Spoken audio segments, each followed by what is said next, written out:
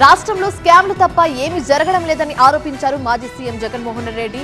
చట్టవిరుద్ధంగా అన్యాయాలు చేసేవారిని తాము వదిలిపెట్టబోమని హెచ్చరించారు.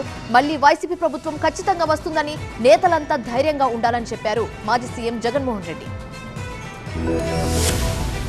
టీడీపీ నాయకులు గ్రామాల్లోకి వెళ్లే పరిస్థితులు లేవన్నారు వైసీపీ అధినేత మాజీ సీఎం జగన్. ఎన్నికల హామీలు నిలబెట్టుకోకపోతే చొక్కాలు పట్టుకోవాలని కూటమి నేతలు ఎన్నికల ముందు చెప్పారన్నారు. కొన్నాళ్లుగా వేర్వేరు జిల్లాల నేతలతో సమావేశమవుతూ వస్తున్న వైసీపీ అధినేత మాజీ సీఎం జగన్ బుధవారం ఉమ్మడి గుంటూరు జిల్లా నాయకులతో సమావేశమయ్యారు. ఎన్నికల ముందు ఎన్నో హామీలు ఇచ్చిన చంద్రబాబు ఇప్పుడు వాటిని పూర్తిగా పక్కన పెట్టేశారని జగన్ ఆరోపించారు. బాబు ష్యూరిటీ భవిష్యత్తు గ్యారంటీ కాస్త బాబు ష్యూరిటీ మోసం గ్యారంటీ అయిందన్నారు.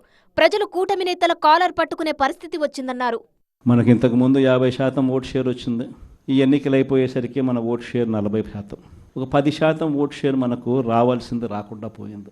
కారణం మీ జగన్ అబద్ధాలు చెప్పలేకపోయాడు, అదొక్కటే కారణం. కానీ అధికారానికి దూరం అయినా కూడా మీ జగన్ మీ గుండెల్లోనూ మీ మనసుల్లోనూ లీడర్ అంటే ఇలా ఉండాలి అని చెప్పి మాత్రం ముద్రేయగలిగాడు.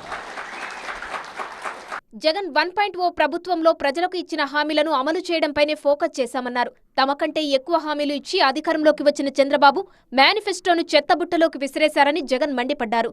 జగన్ 2.0లో ప్రతి కార్యకర్తకు తోడుగా ఉంటామన్నారు. వాళ్లకు అన్ని విధాలుగా తోడుగా ఉంటానని భరోసా ఇచ్చారు.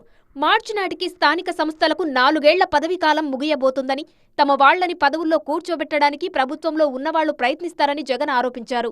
ఈ క్రమంలో వైసీపీ నేతలు కార్యకర్తలపై మరిన్ని దొంగ కేసులు పెడతారన్నారు.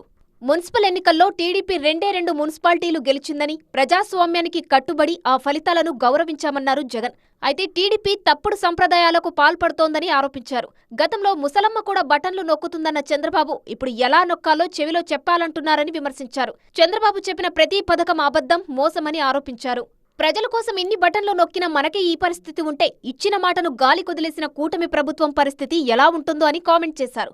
మళ్లీ రాబోయేది మన ప్రభుత్వమేనని, అందరూ ధైర్యంగా ఉండాలని వైసీపీ నేతలకు ధైర్యం చెప్పారు.